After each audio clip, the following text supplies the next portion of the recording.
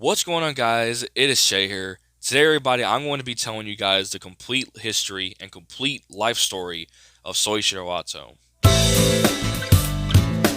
Souichirou Ato was born on February 19th, 1981, to parents Mika Ato and Keith Oberon. He was raised in Roswell, New Mexico of the United States. He had a fairly normal upbringing. He would start school in 1986 at the age of 5. He would never have to worry about talking to real teachers at the time, as his mom was his teacher. In fact, she was his teacher throughout elementary school. In 1992, he would move on to middle school, but during this time, his family moved to Alberta, Canada, and funny enough, in his dad's case, moved back to Canada. During this time, he would have to adapt to talking to real teachers, since his mother had retired from teaching after they moved to Canada, which in turn forced Ato to become more social. In 1995, at the age of 14, Souichirou started his high school journey, but this time his family moved to Japan to seek better jobs. During his time in high school, he was described by his classmates as a team leader, found him to be really nice and optimistic, and long and behold, in 1999, he graduated from high school. Right after high school, he went to a 2-year college to study law and criminology. During his second year, he would find work as a restaurant cook, mostly prepping and cooking Japanese delicacies. However, after 9 months of being in the food industry, he quit after witnessing a death of a customer after their food wasn't properly prepared. Sometime after this, he finished college, passing law and criminology. After this, he would be able to find work in law enforcement, only after he had turned 20. On February 21st, 2001, Souichirou enlisted in the Megapolis PD to become a police officer. He had just turned 20 just 2 days prior to him enlisting. He officially became an MPD officer on March 9th.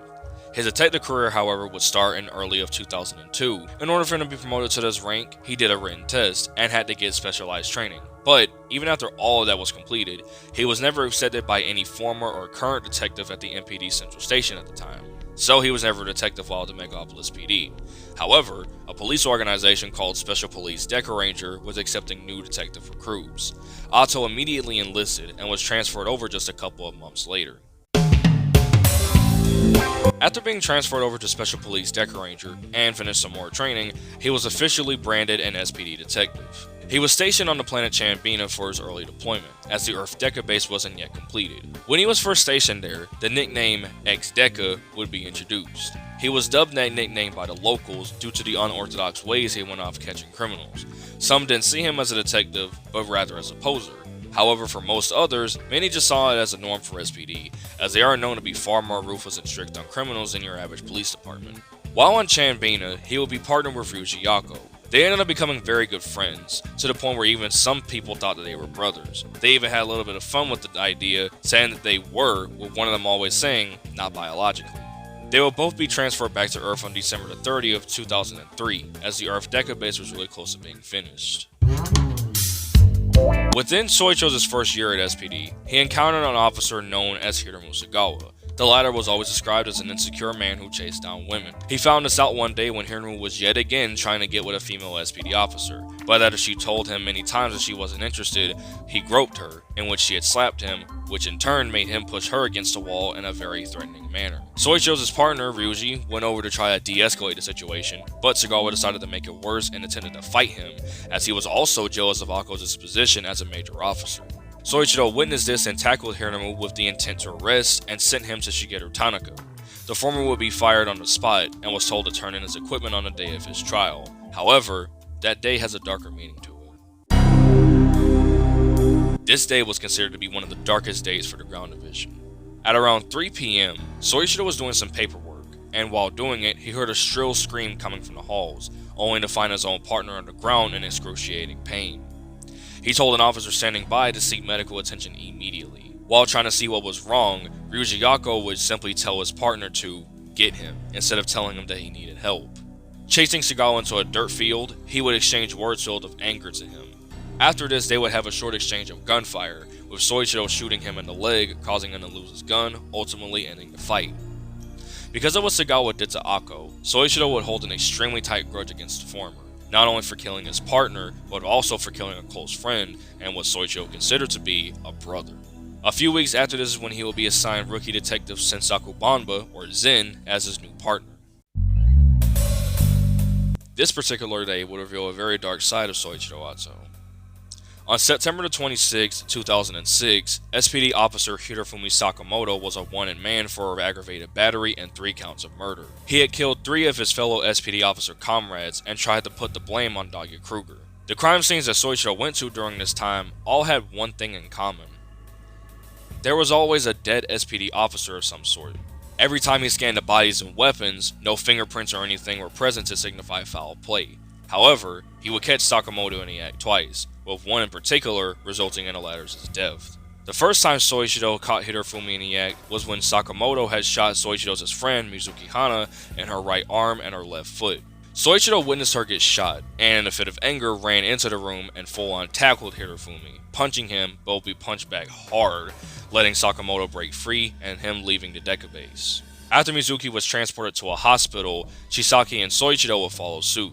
While here, Souichirou was trying to figure out who the person that shot Mizuki was. However, while partially working solely off of adrenaline and emotions, he couldn't think straight. Chisaki calmed him down to which he could think. He recalled all the times he had seen a dead SPD officer on a crime scene, and then it hit him. The man was Hirofumi Sakamoto, a wanted man who was an SPD officer but had been fired. This was the reason why he killed the 3 officers, to get revenge on Daiga Kruger. Once Souichirou found out that Hirofumi was the guy who did all this stuff, due to all the anger built up inside of him, he no longer cared if he had gotten fired from SPD if he had went and killed Sakamoto. This leads on to the second time that Sakamoto was caught in the act. Once again, the ex-officer would stir up some trouble, but this time it would be in the streets. He picked a woman at random, telling her that she was under arrest for trespassing, even though she was just walking on the sidewalk. She questioned why she was getting arrested. Before she could even ask a second time, she would be grabbed by her arm and put in handcuffs. He then tried to take advantage of her, taking that she couldn't do anything about it. He would insult the woman until Souichirou walked up on the 2. He walked up to them and the woman with very calm body language, but with a blank look on his face. The ex-officer already knew who he was and tried to scare him off, but Ato didn't back down. He would pull his SP license and switch it to Judge mode, in which he had never used the mode before, and in a way was kind of restricted from using it, but knew exactly how to use it. He pressed the button, with the final verdict taking about 10 seconds to complete, coming out to guilty. Souichirou would draw his SP shooter and aim it at Sakamoto. The latter would angrily argue with the verdict and proceeded to try to pull his gun, but before he could, Souichirou fired one shot directly into Sakamoto's chest. Ato would take the woman, uncuff her, and would take her in for interrogation. After it, the woman was allowed to go on her way, graciously thanking Souichirou for saving her, with him simply saying, "Stay safe, okay?" She would oblige and would leave. On March 20th, 2014, Souichirou was called in for an investigation of a murder scene that had happened. Arriving in Machine Bull, he saw that the crime scene had very few officers on guard. When he had arrived, one of them said, "Oh great, a homicide Dekaranger. Look, just do your job and get out of here. We don't need any more of you Dekarangers coming around here." Souichirou really didn't care and just simply walked in and did his job. Barely finding anything, he would end up walking out of the house, only to find that the officers who were supposed to be standing guard were absent. While walking back to Machine Bull with the evidence that he did collect, the murder suspect would come up behind him and try to stab him, but ultimately failed. Souichirou flipped him over his back, causing him to fall into the ground and lose his weapon. Ato would arrest him and take him in for interrogation. While walking him to the interrogation room, Chief Rylick would stop him and angrily ask him, "You're taking him in for interrogation? Why did you not kill him?" To which case Souichirou was confused, as he didn't know anything of the new policy that Rylick had enforced. After being berated by Rylick about how he disobeyed orders and broke protocol, Souichirou would then say, "What? You really think I'm going to kill a suspect without any type of judgment? They could have been the wrong person for all we know, and we wouldn't have known at all. A Salmon movie could kill a suspect that hasn't been judged yet, but I can't.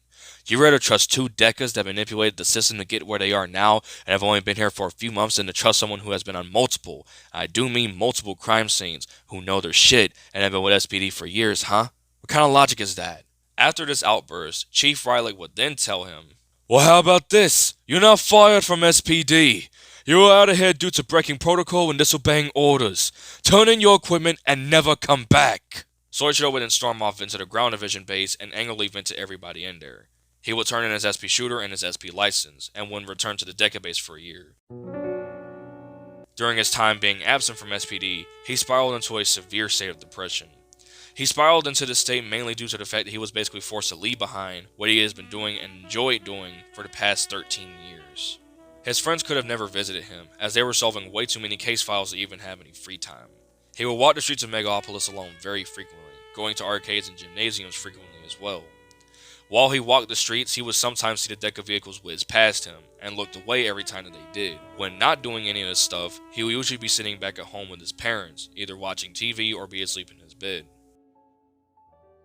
On January 6, 2015, he returned to the ground division.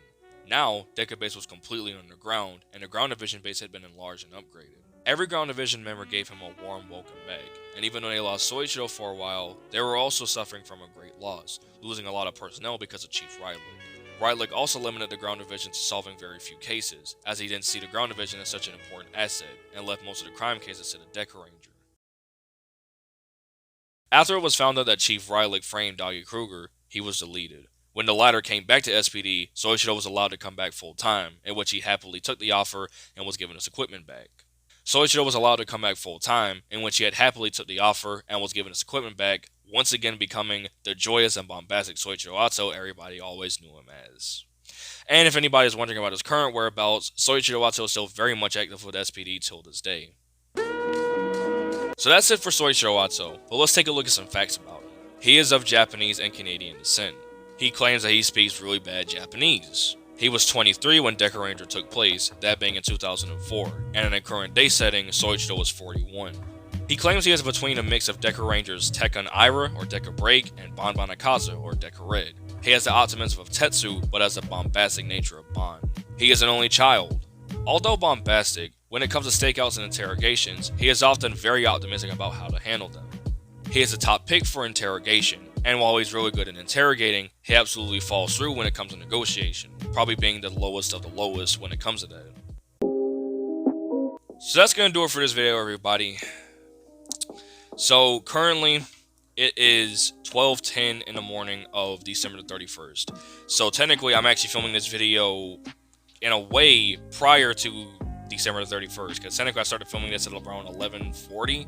So yeah, technically I started filming this. I've been filming for about a good, 30 minutes, telling the story. I messed up so many times in this, but I really hope it was well worth it, dude. Man, I remember in the very beginning of the video, which I actually cut out, I do know I said that this has actually been one of my most anticipated, one of my most anticipated videos to make ever, because I've been wanting to tell Souichirou's backstory for a good while now, ever since I made him. You know, ever since I created Souichirou Ato, I've been wanting to tell his backstory, but in a way, I always thought his backstory was never really complete. So yeah, in a way, this is my last video of 2022, completely. My last video of 2022, I guess. So, yeah, dude. Yeah. That was a lot. I mean, dude, and it's gonna be a lot to edit. So I'm gonna go and start editing this as soon as possible. So I hope you guys enjoyed this video, and for any Dekaranger fans or any Super Sentai or Power Ranger fans who passed by this video, let me know what you guys think about this. And I know I got a lot of info about how he became a detective. I know I got a lot of this information wrong, especially since the way he became a detective was in Japan. So yeah, it's a little bit different there, as far as I know. I'm not necessarily sure. But anyways, I hope you guys enjoyed this video. If you guys did, make sure to comment, like, and subscribe. And with that being said, I'll see you guys next time. Bye, guys.